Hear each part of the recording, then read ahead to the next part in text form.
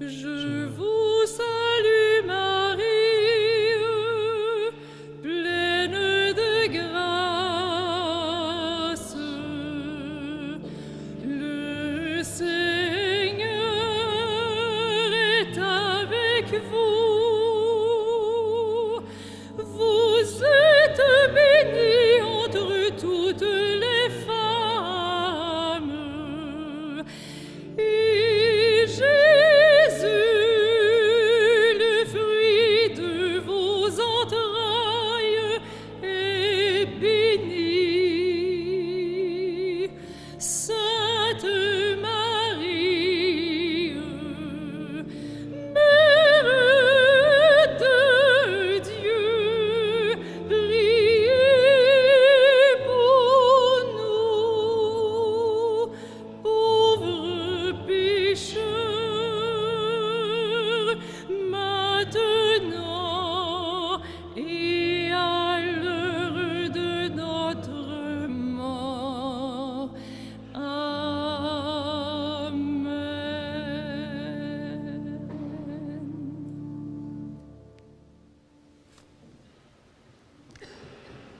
Bonsoir à tous. Alors, nous avons commencé en priant ce soir parce que chaque fois que nous nous réunissons, c'est tout d'abord pour prier. Et à l'intérieur de la prière, nous demandons à Marie qu'elle intercède pour nous pour que notre cœur s'ouvre à la parole de Jésus-Christ. Le programme de ce mois d'octobre, et nous sommes au 4e lundi, c'est un programme à la fois vaste et circonscrit. C'est de commencer le catéchisme. Et le catéchisme qui parle de la foi chrétienne, de la foi en Jésus-Christ. Donc, la foi confessée, la foi célébrée, la liturgie, les sacrements, la foi vécue, les commandements de Dieu, marcher à la suite de Jésus-Christ, l'éthique, la morale chrétienne, et la foi priée, parce que la foi est un chemin pour rencontrer Dieu. Donc c'est un programme très vaste, mais nous l'avons très circonscrit parce que nous avons commencé par une petite section de la première partie qui porte sur la confession de la foi, une petite section qui, c'est un peu comme les préambules de la foi, c'est pour nous disposer à entrer dans la confession de la foi, c'est pour nous disposer à accueillir le credo, à accueillir la confession de la foi. Et nous disposer comment? En partant tout simplement, carrément, de l'être humain, du cœur humain. L'être humain est fait pour Dieu, mais Dieu vient à notre rencontre. Nous ne sommes pas seuls, nous ne sommes pas là impuissants à atteindre Dieu ou limités à notre seule recherche. Dieu aussi est à notre recherche. Et Jésus-Christ, c'est Dieu qui est à notre recherche. Jésus-Christ, c'est Dieu avec nous, c'est Dieu pour nous. Dieu qui vient à notre rencontre, Dieu qui vient nous révéler qui est Dieu, mais aussi qui nous sommes, appelés à participer à la vie de Dieu pour l'éternité. Et Jésus-Christ, donc, qui est la révélation, qui est la source de la révélation, nous, lui-même, par le don de son Esprit, nous donne un chemin pour le rencontrer, parce que l'Esprit Saint inspire l'Écriture sainte, qui est parole de Dieu, inspire la tradition, qui recueille l'histoire sainte, qui recueille la vie de Jésus, ses paroles, ses actes, qui recueille la grande tradition de l'Église, la tradition vivante de l'Église, à l'intérieur de laquelle l'Esprit Saint agit, toujours à l'œuvre. Donc nous avons l'Écriture sainte et la tradition pour rencontrer Jésus-Christ et le magistère de l'Église qui, à l'intérieur de la tradition, discerne la vérité de Jésus-Christ, discerne le chemin de Jésus-Christ pour nous conduire avec plus d'assurance à Jésus-Christ et à Dieu, un seul Dieu en trois personnes, Père et Fils et Saint-Esprit. Dans un certain sens, la question devient, et c'est un peu ce que je voudrais creuser avec vous aujourd'hui, la question devient, quel est mon désir de Dieu? Ce qu'on a vu jusqu'ici, c'est que Dieu seul conduit à Dieu. Mais encore faut-il le vouloir. Dieu seul conduit à Dieu dans le sens où Dieu seul se révèle, et Dieu en se révélant vient aussi non seulement se révéler, mais nous donner la grâce d'aller à lui.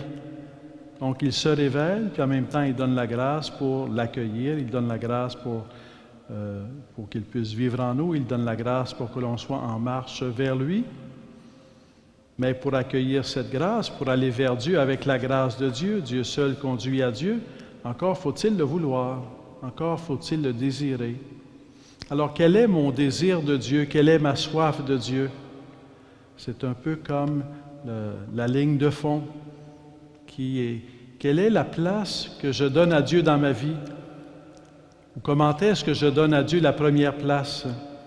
Vous connaissez, lorsqu'on demande à Jésus qu'est-ce qui est important dans les commandements de Dieu, bien, il va dire le premier, hein, tu aimeras le Seigneur ton Dieu de tout ton cœur, de toute ton âme, de toutes tes forces, et ton prochain comme toi-même. Et là, pour le moment, on est avec Dieu. Alors, comment est-ce que je donne la première place à Dieu? Est-ce que je suis à la recherche de Dieu? Est-ce que je cherche Dieu de tout mon cœur, de toute mon âme, de toutes mes forces? L'expression qui existe déjà dans la Bible et dans la vie de toute l'Église pour exprimer cette rencontre avec Dieu, c'est l'expression de la foi, croire. Croire comme don de Dieu, mais en même temps croire comme acte de foi. Qu'est-ce que l'acte de foi? D'où vient la foi? Comment vivre l'acte de foi? Alors, c'est une question un peu exigeante parce qu'elle nous invite à nous y arrêter tranquillement, mais en même temps, c'est une question importante parce que ça fait partie de notre vie quotidienne. Alors, dans un premier temps, si on parle même de la foi, c'est une expression qui revient des centaines de fois dans la Bible, tant dans l'Ancien Testament que dans le Nouveau Testament, croire en Dieu. Et avec le Nouveau Testament, croire en Dieu, c'est aussi croire en Jésus-Christ. Jésus-Christ va dire, l'œuvre de Dieu, c'est que vous croyez en celui qui l'a envoyé. Donc, c'est que vous croyez en moi. C'est l'œuvre de Jésus-Christ. Vous croyez en Dieu, croyez aussi en moi. Et Jésus-Christ peut parler ainsi parce qu'il est Dieu fait homme. Il est le Verbe qui s'est fait chair, il est vrai Dieu, vrai homme. Et il peut donc dire, vous croyez en Dieu, croyez aussi en moi. En Jésus-Christ, la foi en Dieu devient foi en Jésus-Christ, et la foi en Jésus-Christ est foi en Dieu. Et c'est tellement important, la foi, que Saint Jean va dire que la seule raison pour laquelle il a écrit son évangile, l'évangile selon Saint Jean ou l'évangile de Jésus-Christ selon Saint Jean, c'est pour que nous ayons la foi. Alors, qu'est-ce qu'il va dire dans Jean? Jésus a fait sous les yeux de ses disciples encore beaucoup d'autres signes. C'est Jean qui parle vers la fin de l'évangile, de son évangile, qui ne sont pas écrits dans ce livre. Ceux-là ont été mis par écrit pour vous. Pourquoi? Pour que vous croyiez que Jésus est le Christ, le Fils de Dieu, et pour qu'en croyant, vous ayez la vie en son nom. Parce que croire en Jésus-Christ, c'est avoir accès à la vie de Dieu qui nous est donnée. Donc, c'est d'avoir la vie dans le nom de Jésus-Christ. Donc, la foi, c'est quelque chose d'important, c'est pas banal. Ça concerne toute la personne. L'intelligence, la volonté, le corps, les émotions, la psychologie, ça concerne tout l'être humain. Parce que tout l'être humain est appelé, dans toute sa personne, à croire en Jésus-Christ pour avoir la vie en son nom, pour recevoir la vie divine. C'est très clair dans la Bible. Parfois, le mot foi apparaît un peu comme quelque chose que réalise l'être humain. Mais dans le contexte, parfois, ce n'est pas toujours explicite. Mais il y a des moments où ça va être explicité que la foi, ce n'est pas l'œuvre de l'être humain, la foi, c'est vraiment l'œuvre de Dieu. Vous connaissez l'épisode entre Pierre et Jésus. Qui dites-vous que je suis? Tu es le Fils du Dieu vivant, tu es le Christ, le Fils du Dieu vivant. Et que répond Jésus? Ce n'est pas la chair ni le sang qui t'ont révélé cela, c'est mon Père qui est dans les cieux. C'est pas parce que tu es fin, c'est pas parce que tu es intelligent, c'est pas parce que tu es plus fin que les autres, c'est parce que c'est mon Père qui est dans les cieux qui t'a révélé cela. Donc ici, Jésus exprime vraiment que la foi est un don. Je vais vous lire un passage de Saint Paul qui va dans ce sens aussi et qui renforce ce sens. « Mais Dieu, qui est riche en miséricorde à cause du grand amour dont il nous a aimés, alors que nous étions morts par suite de nos fautes, nous a fait revivre avec le Christ. C'est par grâce que vous êtes sauvés. Avec lui, il nous a ressuscités et fait asseoir aux cieux dans le Christ Jésus. Il a voulu par là démontrer dans les siècles à venir l'extraordinaire richesse de sa grâce, par sa bonté pour nous dans le Christ Jésus, car c'est bien par la grâce que vous êtes sauvés, moyennant la foi. Ce salut ne vient pas de vous, il est un don de Dieu. » Donc, on reprend ici comme point de départ ce qu'on a approfondi la dernière fois. La foi est un don de Dieu. Mais quand je crois, quand je reçois le don de la foi, quand je crois et que je dis « je crois », qu'est-ce que je suis en train de dire? Il y a 3 facettes, mais c'est un peu comme un diamant dont chaque facette renvoie au diamant. Alors, c'est la même réalité de la foi, mais il y a 3 aspects dans la foi. Quand je dis « je crois », je dis « je crois à Dieu »,« je crois en Dieu » et « je crois à Dieu ». C'est l'acte de foi. C'est une façon d'exprimer la foi. Je crois à Dieu, qu'est-ce que ça veut dire? Je crois à Dieu, ça veut dire je crois à l'existence de Dieu. Et croire à l'existence de Dieu, c'est chercher Dieu. Je crois à l'existence de Dieu, je cherche Dieu, mais c'est déjà la foi et ça fait partie de la foi. Chercher Dieu, dans un premier temps, on peut se demander, est-ce que c'est, puisque la foi est un don, croire à l'existence de Dieu, est-ce que ça veut dire que l'intelligence, c'est pas important?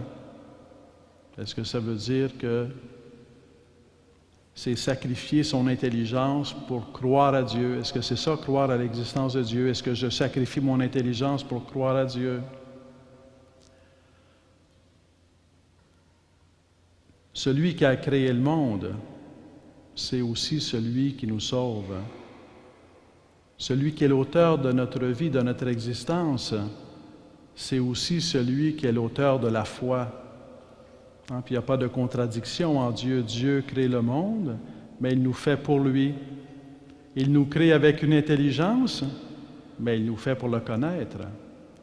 L'intelligence, c'est une faculté spirituelle. Notre âme est spirituelle et notre âme est intelligence.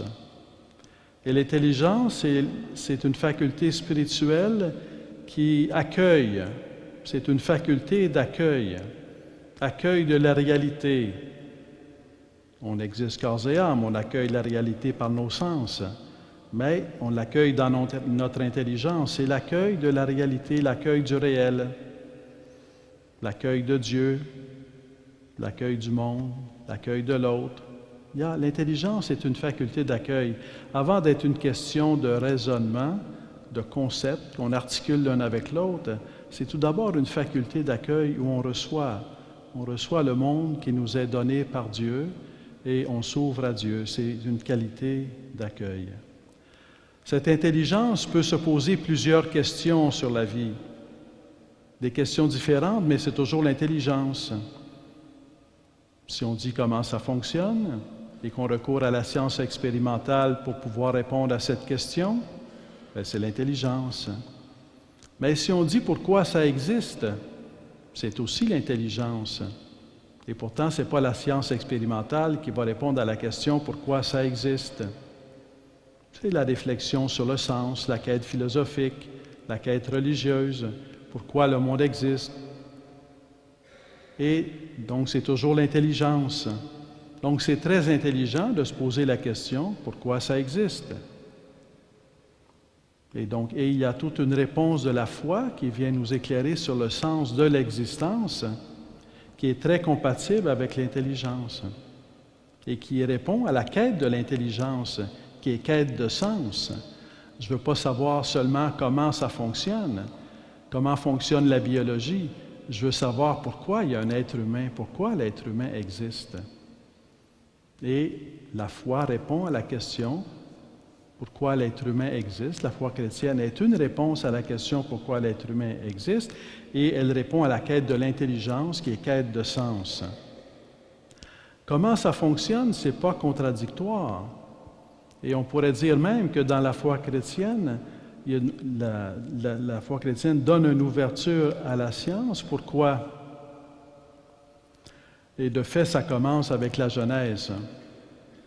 Il y a 4000 ans, lorsque quelqu'un regarde les étoiles, regarde le ciel, regarde les forces de la nature, ce qu'il y voit, ce sont des puissances divines.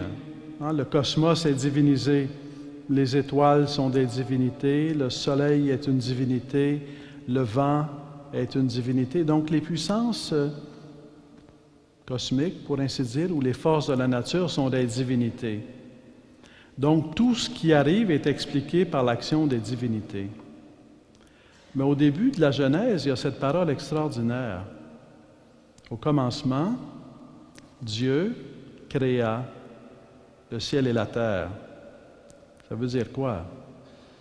Ça veut dire que le ciel et la terre, ce n'est pas du divin. Le ciel et la terre vient de Dieu, le cosmos vient de Dieu, le cosmos est posé dans l'existence par Dieu. Donc il y a une distinction fondamentale entre Dieu et l'univers. L'univers n'est pas du divin. Dieu est Dieu et il met dans l'existence l'univers par la puissance de sa parole. Et à partir de ce moment-là, il met dans l'existence un univers qui a ses lois propres. Et ça prend des siècles avant que ça fasse partie de la culture et que ça s'imprègne dans nos fibres. Mais ça ouvre la voie à ce que justement l'être humain commence à chercher quelles sont les lois propres de l'univers. Donc la foi en Dieu, qui est la foi chrétienne en Dieu, qui est une foi en Dieu qui crée le monde, donne tout un espace à la science justement pour qu'elle cherche comment fonctionne l'univers. Mais en même temps, l'intelligence humaine, donc l'être humain en tant qu'être humain, se pose la question « Pourquoi j'existe? Pourquoi le monde? » Et la réponse de la foi est une réponse qui vient rejoindre l'intelligence, qui vient combler l'intelligence, qui vient donner sens à la vie. Donc la foi, ça ne s'oppose pas à l'intelligence. Et au contraire, ça se complète. Et il n'y a qu'une vérité, pour ainsi dire, celle qui est Dieu et celle qui vient de Dieu, et ce qui est vrai est vrai. Donc ce qui est vrai du point de vue de la science expérimentale, dans la mesure où c'est vrai, c'est compatible avec la foi qui est vérité communiquée par Dieu en Jésus-Christ. Alors, croire à l'existence de Dieu, c'est un acte de l'intelligence et rendu possible par le don de la foi. Comme on l'a évoqué aussi au début, ça peut être l'existence de Dieu, ça peut être rendu possible par une réflexion philosophique sur le pourquoi de l'existence. Mais Dieu vient confirmer l'existence de Dieu tout en allant plus loin, parce qu'il vient nous révéler la vie de Dieu.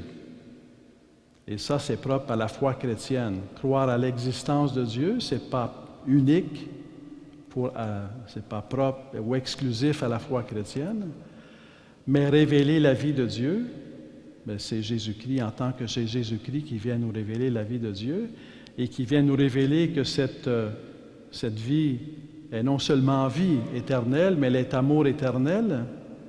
Ça veut dire que croire à Dieu, à partir de croire à Dieu, ça devient possible de croire en Dieu. Croire en Dieu parce que ce qui est révélé en Jésus-Christ, c'est l'amour de Dieu. Croire en Dieu, c'est faire confiance à Dieu. Non seulement je crois qu'il existe, mais en Jésus-Christ, crucifié, ressuscité, en qui est révélé l'amour divin, je découvre que Je suis appelé à faire confiance à Dieu. Donc, je suis appelé à croire en lui, non seulement à lui en tant qu'il existe, mais en lui en tant qu'il me révèle son amour, en tant qu'il se fait proche de moi, en tant qu'il vient pour me communiquer sa vie, sa grâce, en tant qu'il m'appelle à la vie éternelle, en tant que déjà en ce monde, il m'appelle à le recevoir dans mon âme pour vivre de sa vie. Donc, croire en Jésus-Christ, faire confiance en Jésus-Christ. Croire en Jésus-Christ, c'est adhérer à la personne de Jésus-Christ. Croire en Jésus-Christ, c'est comme personne adhérer à Jésus-Christ. C'est le centre de la personne. Je crois en Jésus-Christ. J'adhère à Jésus-Christ. Personnellement, dans ma personne, j'adhère à Jésus-Christ. J'adhère intimement à Jésus-Christ. Je crois en lui. Quand on croit en quelqu'un, on remet sa vie. Croire en Jésus-Christ, c'est remettre sa vie entre ses mains. Croire en Jésus-Christ, c'est mettre son sol en Dieu. Je peux marcher sur Dieu, pour ainsi dire, il est mon sol. Je peux m'appuyer sur lui, il est mon roc, mon rocher. Les psaumes regorgent de passages où on parle de Dieu, mon roc, mon rocher. Croire en Jésus-Christ, c'est miser toute son existence sur lui, c'est toute notre existence sur lui. Croire en Jésus-Christ, c'est s'abandonner totalement, se confier totalement, s'en remettre totalement à Dieu. C'est très profond, croire en Jésus-Christ. Ça présuppose croire à Jésus-Christ. Ça présuppose croire que Jésus-Christ est vrai Dieu, vrai homme. Mais si justement croire que Jésus-Christ est vrai Dieu, vrai homme, ça ouvre la porte à ce que notre croire à Jésus-Christ devienne croire en Jésus-Christ. Et à vraiment remettre toute notre vie entre les mains de Jésus-Christ. Et c'est là que la foi devient quelque chose d'existentiel. C'est là que la foi vient comme transformer notre vie. L'expérience du doute peut accompagner une expérience de foi. L'expérience du doute peut venir d'une épreuve. J'ai remis ma vie entre les mains de Dieu, il arrive quelque chose dans ma vie que je n'arrive pas à comprendre. Pourquoi telle maladie? Pourquoi tel échec au travail? Pourquoi telle épreuve dans mes relations, dans ma vie conjugale, dans ma vie familiale? Pourquoi? Moi qui ai remis ma vie entre les mains de Dieu, est-ce que les choses ne sont pas supposées aller mieux? Est-ce que ce n'est pas supposé être plus facile? Est-ce que la nuit n'est pas supposée m'être épargnée puisque je remets ma vie entre les mains de Jésus-Christ? Et certainement que l'épreuve est certainement un écueil dans la vie de foi. On a beau avoir fait tous les raisonnements, chercher un sens à sa vie, découvert Jésus-Christ, découvert son amour, remettre notre vie entre ses mains. Et tout d'un coup, l'écueil arrive, l'épreuve arrive. C'est une grande question. Quelle est la réponse? La réponse que Dieu donne, quelle est la réponse que Dieu donne? Vous la connaissez, mais on ne l'évoque jamais assez parce qu'on en a toujours besoin. La réponse que Dieu donne, c'est que c'est son Fils crucifié.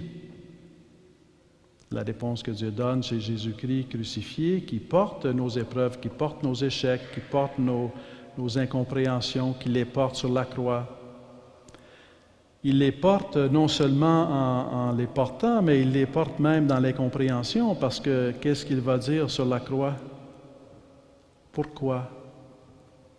Quand on sait pourquoi on souffre, c'est pas intéressant, mais déjà il y a comme un peu de force qui nous reste, parce qu'on sait pourquoi c'est arrivé et on peut y trouver un sens. Mais quand on ne sait plus pourquoi ça nous arrive, C'est comme exposant 10. C'est insupportable. Non seulement l'épreuve arrive, mais je ne sais plus pourquoi. La réponse de Jésus-Christ, c'est qu'il a donné sa vie pour nous. Il a porté nos pourquoi. La réponse, c'est aussi la résurrection, que l'amour a le dernier mot, que l'amour est plus fort que l'épreuve, que la paix du Christ est plus forte que toute incompréhension, tout questionnement, toute obscurité, toute angoisse qui peut nous étreindre. Et dans ce sens-là, l'acte de foi en Jésus-Christ, qui par certains moments peut nous apparaître plus facile, plus évident, même source de joie. À travers l'épreuve, on est comme déstabilisé. Alors la question, comment, dans la mesure où la réponse de Jésus-Christ, c'est la croix, c'est Jésus-Christ crucifié et ressuscité, la réponse pourrait être peut-être, non pas une réponse, mais un appel. Un appel, c'est se mettre au pied de la croix. C'est regarder Jésus-Christ crucifié. Vous connaissez Sainte Bernadette de Lourdes. Si jamais vous avez l'occasion, lisez sa vie. Puis si vous n'avez pas l'occasion, cherchez l'occasion. Lisez sa vie. C'est assez extraordinaire, la vie de Bernadette de Lourdes. C'est une jeune fille, une jeune adolescente, humble, dans une famille pauvre, dans un village pauvre, qui a été choisie par le ciel, par Dieu, pour recevoir les apparitions de Marie. Et pendant quelque temps, ça attire beaucoup d'attention. Mais à un moment donné, quand le temps des apparitions est passé, ce à quoi elle aspire, c'est la vie religieuse. Et donc, elle s'en va dans une communauté pour être une religieuse dans la vie consacrée. Et donc, elle passe dans l'incognito le plus total. Aujourd'hui, on parle d'elle, mais quand c'est arrivé, elle passait dans l'incognito. Et elle disait d'elle-même, « Je suis comme ce balai qui a servi un peu, puis quand on a fini de s'en servir, on le met en arrière de la porte, c'est comme s'il n'existait pas. » Elle a servi le plan de Dieu pour les apparitions, puis après, elle disparaissait dans l'incognito. Et très jeune, elle était très malade, avec des raisons. Elle aussi, comme d'autres, à chaque fois que quelque chose arrive, on a des bonnes raisons de se demander pourquoi. Mais son réflexe, entre guillemets, ou son attitude, ou son geste, ou l'acte qu'elle posait, c'était simplement de regarder Jésus-Christ sur la croix. Simplement, regarder Jésus-Christ sur la croix. C'était sa prière. Il y avait des moments où elle n'avait pas la force de prier, mais elle regardait Jésus sur la croix. Et elle a été fidèle jusqu'au bout. Et elle a porté du fruit pour le salut de beaucoup. Alors la croix, l'épreuve, ça arrive. Mais la croix, c'est déjà arrivé. Et croire en Jésus-Christ, c'est aussi contempler Jésus-Christ crucifié. Il y a un passage assez extraordinaire dans l'Évangile qui est très interpellant. Alors, c'est Jésus, dans l'Évangile de Jean, alors qu'il dit ceci. « Quand vous aurez élevé le Fils de l'homme, alors vous saurez que je suis. » Quand vous aurez élevé le Fils de l'homme, c'est l'annonce de sa crucifixion. Quand vous aurez élevé le Fils de l'homme, quand je serai crucifié, alors vous saurez que je suis. Parce que c'est à partir de la croix qu'est révélé, pour ainsi dire, dans sa plénitude, l'amour de Dieu, Donc c'est à partir de la contemplation de la croix que grandit en nous la foi en Jésus-Christ. Bien d'autres éléments peuvent nous aider dans notre foi en Jésus-Christ. Mais la croix en Jésus-Christ, c'est l'acte par excellence de Jésus-Christ pour nous. Lorsque, pour une vie humaine, si on parle de quelqu'un qui est décédé, on va dire les choses qu'il a fait avant de mourir. Mais ce qu'il y a de fascinant avec Jésus-Christ, c'est que le plus important dans sa vie, ce n'est pas ce qu'il a fait avant de mourir, c'est sa mort. C'est sa mort, parce qu'il est mort pour nous. Et dans ce sens-là, je crois en Jésus-Christ. Il y a des moments où c'est facile, puis il y a des moments où c'est exigeant. Il y a des moments où ça peut apparaître même impossible. Si je peux me permettre, c'est que dans ces moments, regardez Jésus-Christ crucifié. Ayez un crucifix dans votre chambre. Regardez la croix. Et vous allez passer à travers. Parce que vous allez ainsi ouvrir votre cœur à Jésus-Christ.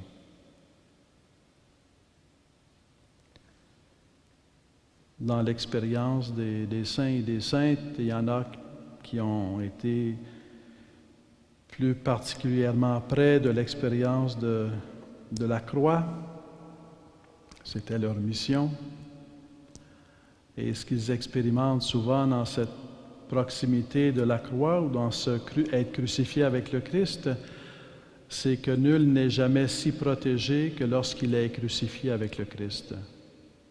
Donc, il y a comme un abandon.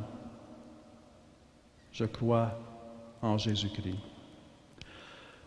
Je crois à Jésus-Christ, à son existence, à sa réalité, vrai Dieu, vrai homme. Je crois en Jésus-Christ, crucifié et ressuscité, en remettant toute ma vie entre ses mains.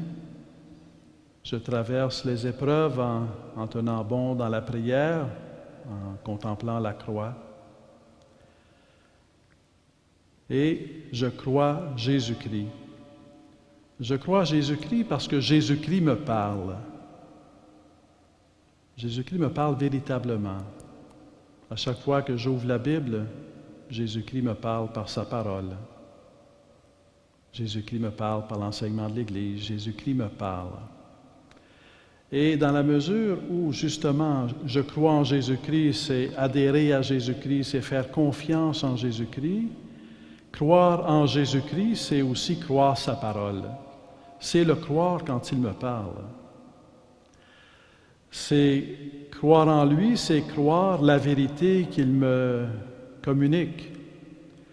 C'est croire la vérité qu'il me transmet. Croire en Jésus-Christ, c'est croire Jésus-Christ lorsqu'il me parle et c'est ouvrir mon cœur à toute la vérité qui vient de Jésus-Christ. Croire Jésus-Christ, c'est avoir soif de vérité. C'est avoir soif de rencontrer Jésus-Christ dans sa vérité. Je suis à la veille d'être condamné devant Pilate. Je suis venu pour témoigner de la vérité. Jésus-Christ est vérité, il témoigne de la vérité par sa parole, par le don de sa vie, et croire Jésus-Christ, c'est recevoir sa vérité, c'est accueillir sa vérité, c'est chercher sa vérité. Est-ce que je cherche la vérité? Est-ce que je cherche à connaître Jésus-Christ dans sa vérité? Est-ce que je cherche à connaître Jésus-Christ dans toute la vérité qu'il me communique, dans toute la vérité qu'il me transmet? Quelle est ma soif d'accueillir la vérité de Jésus-Christ? Quelle est ma soif de connaître Jésus-Christ?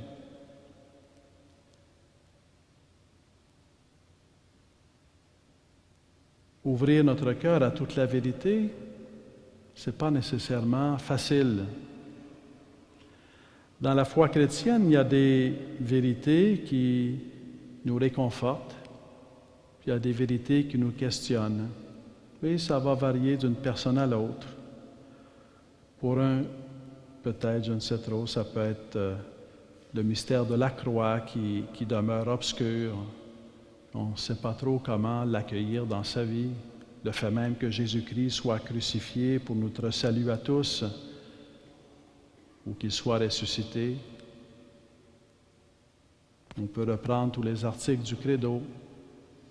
Un autre, ça sera Marie, la Vierge Marie. Mais l'idée ici, c'est que dans la mesure où je crois en Jésus-Christ et que je veux accueillir toute la vérité que Jésus-Christ veut me révéler, c'est le fait même d'accueillir la vérité, c'est un acte de foi. C'est un acte de foi comme confiance en Jésus-Christ.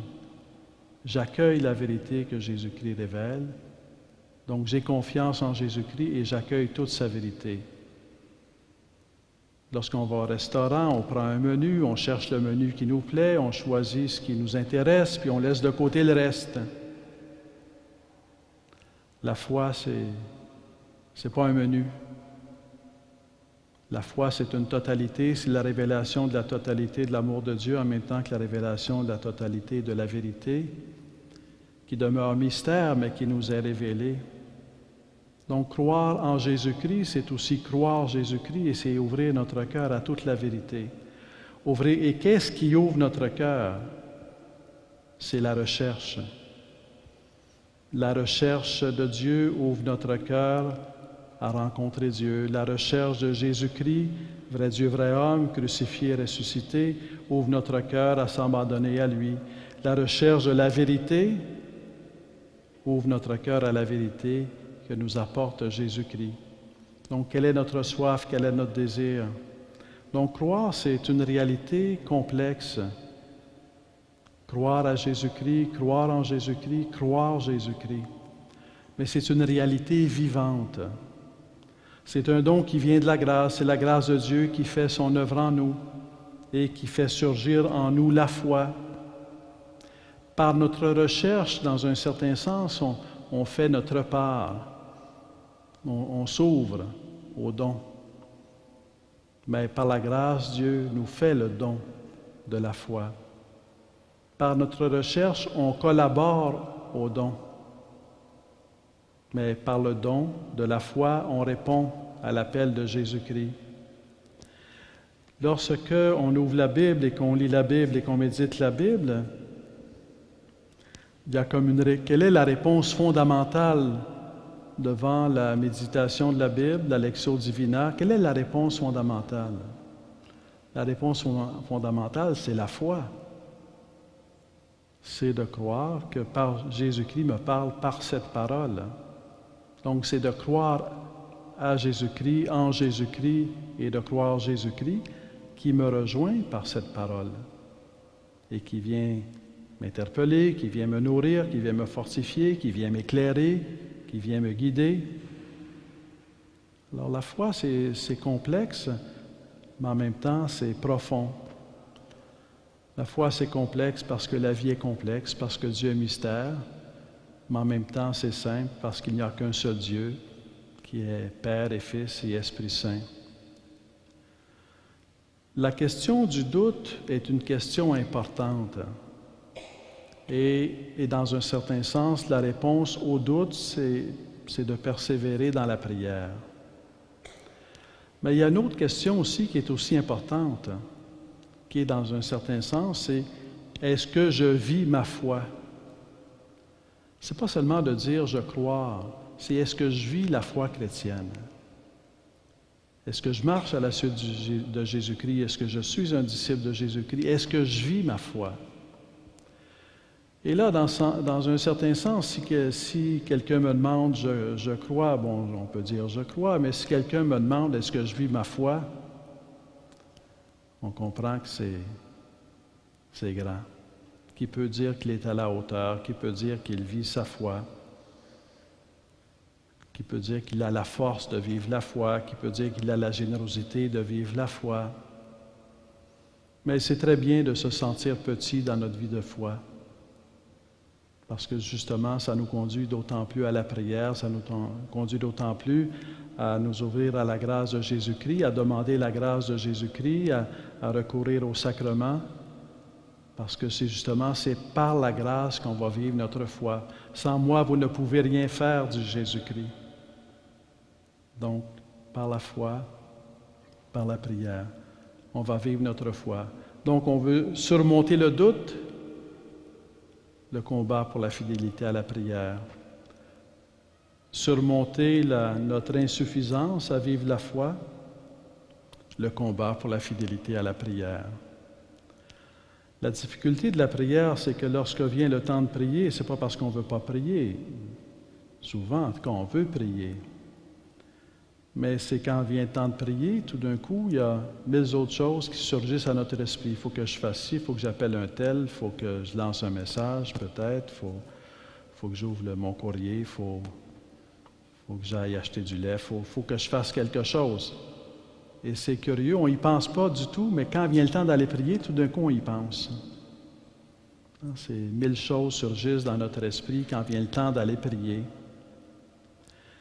Et chaque fois que j'ai l'occasion d'y revenir, j'en profite parce que c'est assez étonnant comment, dans un certain sens, ce qui est si simple peut être ce qui est si difficile.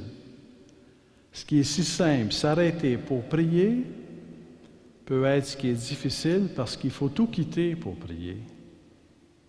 Il faut tout quitter. Il faut quitter les préoccupations, il faut quitter les occupations.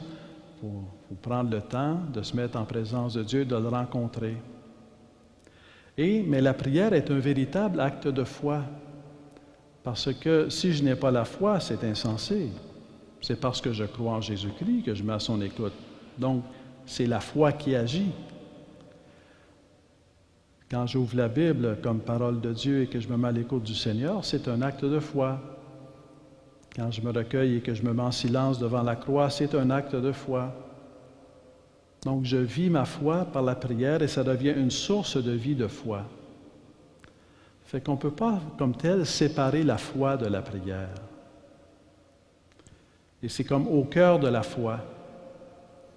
La foi en acte, c'est la prière. Parce que la foi, c'est ce qu'on voit depuis le début, la foi, c'est rencontrer Dieu.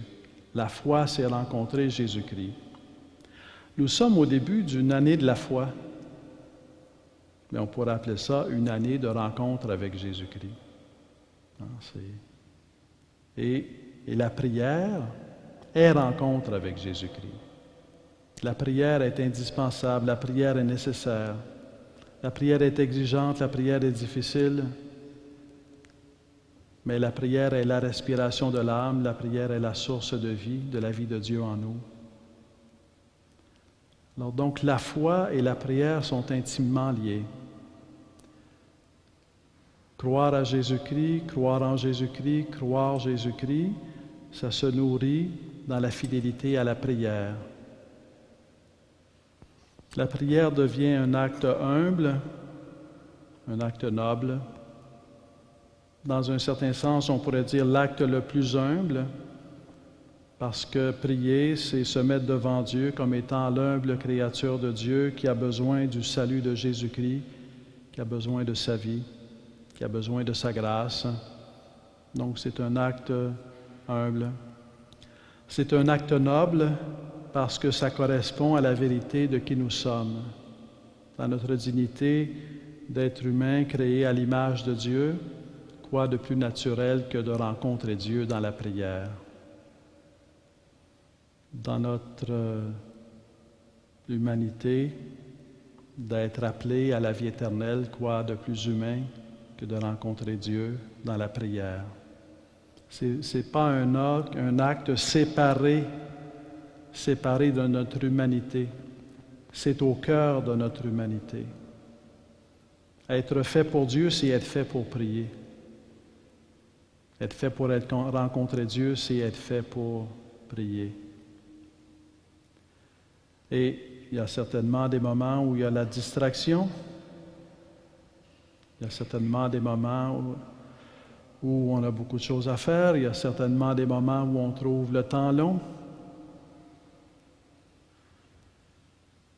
Mais l'acte de foi, la prière, c'est aussi un acte d'amour. Donc, c'est vouloir rencontrer Jésus-Christ par amour. Et la distraction n'est pas un signe qu'il ne faut pas prier. La distraction, c'est tout simplement qu'on est renvoyé à nos limites. On est à nos limites dans nos capacités de présence à Dieu. Alors, donc, ça nous conduit à plus d'humilité. Seigneur, je viens de prier une demi-heure, mais j'ai été distrait tout le temps. C'est correct. L'important, c'est d'avoir donné une demi-heure au Seigneur dans la prière. Alors, je vous invite à grandir dans la foi, et c'est certainement l'appel du catéchisme. Et je vous invite à être attentif au fait que le catéchisme qui parle de la foi, qui nous prépare ici à recevoir la profession de la foi, à entrer dans la profession de foi,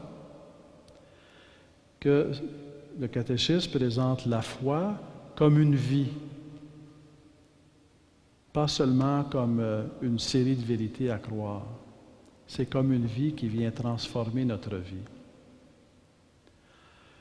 Une question qui est importante et qui est reliée à la foi, il y a la question de l'intelligence qui a été abordée. Oui, c'est intelligent de croire, parce que c'est intelligent d'accueillir le réel et de répondre à la question du sens, pourquoi est-ce qu'on existe. Mais est-ce qu'on est libre quand on a la foi? Une des expressions dont saint Paul aime se servir, c'est l'obéissance de la foi. L'obéissance de la foi, est-ce que ça veut dire qu'on n'est pas libre dans la foi? Est-ce que ça veut dire avoir la foi? Bon, c'est obéir à Jésus-Christ, donc ne plus être libre. Ça nous demande de faire le lien entre la foi et l'amour. Ce à quoi je crois quand je crois en Jésus-Christ, c'est en l'amour de Dieu qui s'est révélé. Mais croire en l'amour de Dieu, c'est pas seulement consommer l'amour de Dieu. Croire en l'amour de Dieu, c'est vouloir répondre à l'amour de Dieu. Y croire, c'est déjà y répondre. Mais croire en l'amour de Dieu, c'est aussi vouloir faire de sa vie une réponse d'amour à l'amour de Dieu. Or, quand on aime quelqu'un, qu'est-ce qu'on fait? Quand on aime quelqu'un, on cherche ce qui plaît à l'être aimé. On veut lui faire plaisir. On cherche ce qui plaît à l'être aimé. On aime quelqu'un. Quand on aime Dieu, pourquoi pas chercher aussi ce qui plaît à Dieu? Quand on aime Jésus-Christ, pourquoi pas chercher ce qui plaît à Jésus-Christ? Donc, pourquoi pas chercher sa volonté? La volonté de Jésus-Christ qui est l'expression de son plan d'amour. Parce que veut Jésus-Christ? Il veut notre salut. Quand on cherche ce que veut Jésus-Christ, je dirais, on cherche notre propre bien, on a intérêt à chercher la volonté de Jésus-Christ. Donc, croire en Jésus-Christ conduit à la recherche de la volonté de Jésus-Christ, conduit à la recherche de ce qui plaît à Jésus-Christ, conduit à aspirer à être uni à la volonté de Jésus-Christ, disons, à être uni à Dieu par l'union à la volonté de Dieu. Et dans ce sens-là, la foi devient obéissance de la foi, devient adhésion de la personne comme confiance à la personne de Jésus-Christ, comme confiance en Jésus-Christ, devient croire Jésus-Christ comme ouverture à sa vérité et devient union de notre volonté à la sienne, comme chemin de vie, comme chemin d'amour dans notre vie. Donc l'obéissance de la foi, dans un certain sens, on n'est jamais si libre que lorsque l'on vit l'obéissance de la foi. Parce que la liberté demeure dans le sens où pourquoi sommes-nous libres? Pourquoi Dieu nous a-t-il créés libres? Quel est le but de la liberté? Ça fait partie de la question du sens de la vie. Pourquoi être libre? Par exemple, devant la question du mal qu'il y a dans le monde, on aurait pu dire, moi, à la place de Dieu, j'aurais créé l'être humain qui fait le bien par instinct. Donc, un peu comme les animaux font plein de choses par instinct, survivent par instinct. Pourquoi est-ce que l'être humain ne ferait pas le bien par instinct, puis comme ça, il n'y aurait pas de problème? Mais il y en aurait un. C'est qu'à ce moment-là, l'être humain ne ferait pas le bien par amour. Parce qu'il ne ferait pas le bien en choisissant de faire le bien. La liberté, c'est un don précieux de Dieu et c'est relié à notre vocation. Parce qu'aimer, c'est choisir d'aimer. Aimer, ce n'est pas aimer parce qu'on est forcé d'aimer. Aimer, ce n'est pas aimer parce qu'on n'a pas le choix. Aimer, c'est choisir d'aimer. C'est vrai sur le plan humain et d'autant plus vrai dans notre relation avec Dieu. Nous sommes appelés à choisir d'aimer Dieu, à choisir de chercher sa volonté. Nous sommes appelés à choisir d'obéir à Dieu, d'obéir à Jésus-Christ, par amour, avec amour, dans l'amour. Et ça devient d'autant plus possible que Jésus-Christ lui-même, c'est le chemin qu'il a suivi. Comment a-t-il exprimé sa relation avec son Père? Je fais comme le Père. Si vous m'aimez, obéissez à mes commandements, et comme moi, j'obéis au Père. À Gethsémani, que cette coupe s'éloigne de moi, mais que ta volonté soit faite et non la mienne. Jésus-Christ lui-même, son chemin de confiance envers son Père a toujours été aussi un chemin d'obéissance envers le Père, et justement l'obéissance envers le Père exprime jusqu'à quel point Jésus fait confiance à son Père. Donc, c'est ainsi que l'acte de foi en Jésus-Christ devient aussi un acte d'obéissance. L'acte de foi en Jésus-Christ, c'est un acte de prière dans lequel on rencontre Jésus-Christ, mais c'est aussi un acte d'obéissance parce que quand on obéit à quelqu'un, bien, justement, c'est parce qu'on y fait confiance. C'est-à-dire qu'on choisit d'obéir à quelqu'un par amour, avec amour, dans l'amour, est-ce que ce n'est pas parce qu'on y fait confiance? Quand on obéit à l'appel de Jésus-Christ à pardonner, alors que sur le plan humain, ça nous apparaît totalement insensé, c'est la dernière chose qu'on veut faire, c'est pardonner, bien, ça devient un acte de confiance en Jésus-Christ. Non, Seigneur Jésus, je ne comprends pas du tout pourquoi tu me demandes de pardonner, je ne comprends pas ce que tu me demandes quand tu me demandes de pardonner, mais je te fais confiance. Donne-moi la grâce de pardonner. J'obéis à Jésus-Christ parce que j'ai confiance en lui. Donc, l'acte de foi en Jésus-Christ est non seulement prière, chemin de prière, mais il est aussi chemin d'obéissance. Et on gagne à approfondir le sens de l'obéissance de Jésus-Christ pour entrer dans l'obéissance du Christ. On gagne à entrer dans l'obéissance du Christ pour que notre vie devienne obéissance à la volonté de Dieu. Et c'est ainsi que la foi s'accomplit. La foi s'accomplit comme confiance en Dieu lorsque notre vie devient obéissance à Dieu. La foi s'accomplit comme foi en l'amour de Dieu lorsque notre vie devient amour de Dieu en voulant être unis à sa volonté. Je vais compléter par une prière de Saint François d'Assise. Veuillez vous lever.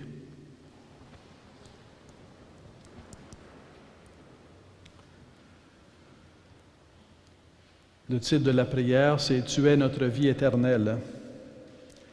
Tu es saint, Seigneur Dieu, toi seul qui fais des merveilles.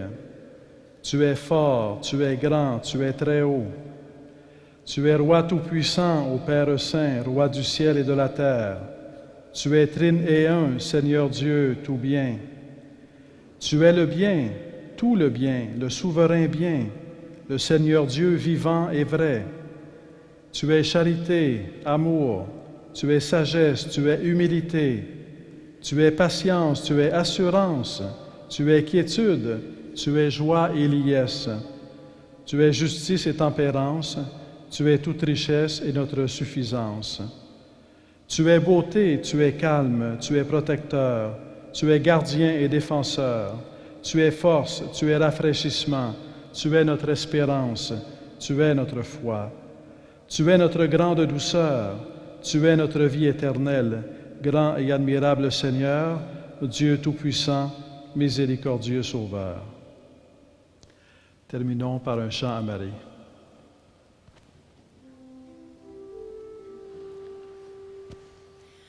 Salve Regina, Mater misericordiae, vita dulcedo, et spes nostra salve. Ad te clamamus, exules filii Hevae, ad te suspiramus, gementes et flentes in ac lacrimarum vale. Ea ergo advocata nostra, illos tuos misericordes oculos ad nos converte. Et Iesum benedictum fructum ventris tui, nobis post hoc exilium